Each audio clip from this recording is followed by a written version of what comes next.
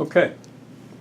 If provided rho is constant, then the only way this sum can change is if v changes and or y changes and or p changes.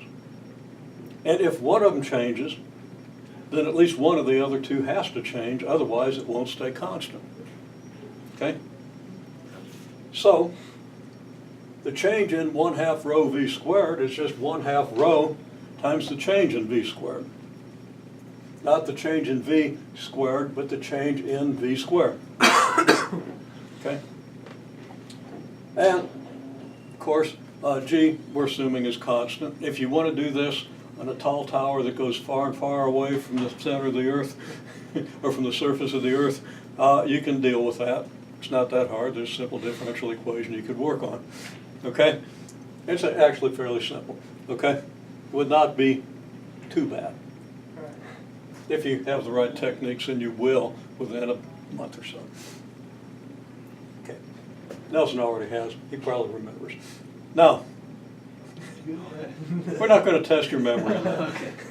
Okay, so rho g stay the same. The only way rho gy can change is then by y changing. And the only way p can change is if p changes. Okay. And we could write this as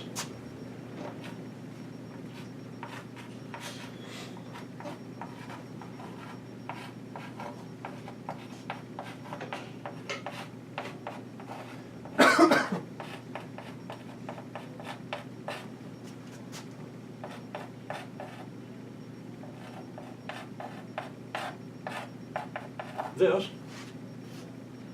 because the change in v squared is just v2 squared minus v1 squared.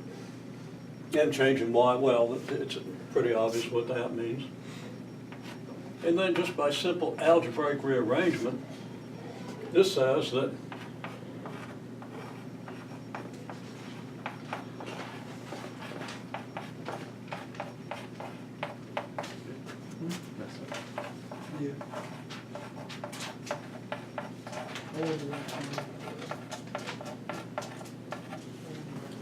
this is the case.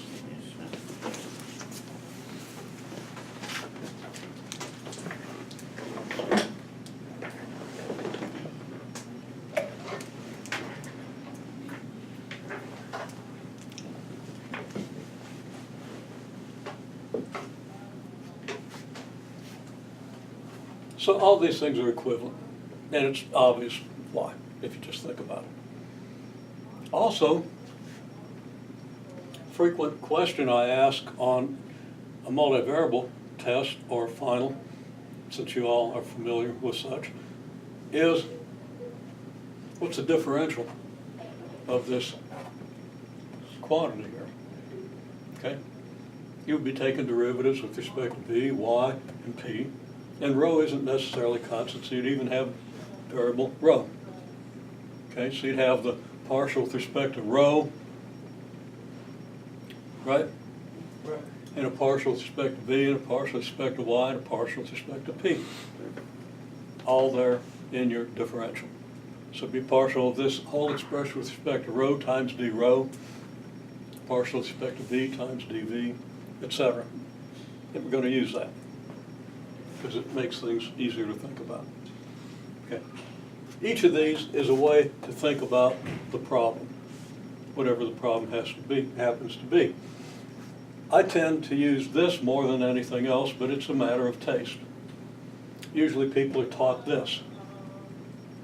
That looks a lot bigger than this, and this is a lot easier to remember. Okay? So I don't like teaching this. I like starting with this. It's conservation of plane energy. What's this? Just a big mess of symbols that even upper division students at one of the top institutions in the country still struggle with. Yeah, it can get complicated the way it's applied. Okay? It's not their problem with algebra. They knew that before they started. Okay? About the time they were sophomores, most likely, in high school.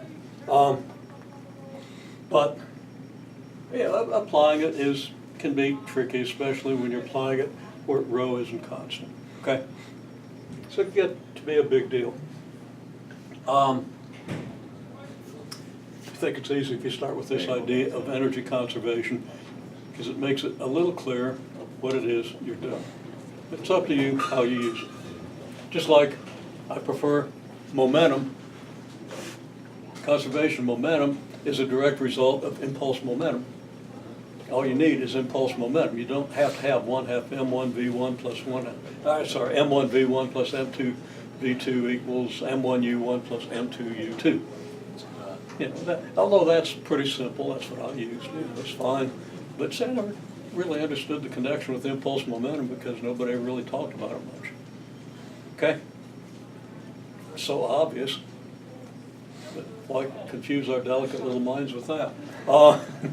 So I'm trying to confuse your delicate little minds with everything I can. Now, okay, well, anyhow, there's Bernoulli's equation. So let's apply it to the situation we just saw with the pipes. So we have the two pipes. Which pipe? Same picture. Sorry? Which pipe? The flat one or the variable one? Pipes, not containers. Oh, okay. Although you can call that one a pipe if you want. It's not really a pipe because it doesn't have a hole in it. Of course, you can close a pipe off, so yeah, it's all right. So that was a good question, but okay, we have cross-sectional area A1, A2, we've got V1, and we've got V2. Okay? And density.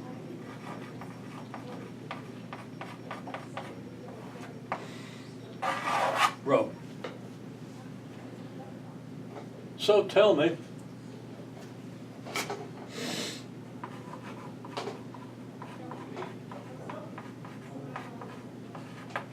what is delta P?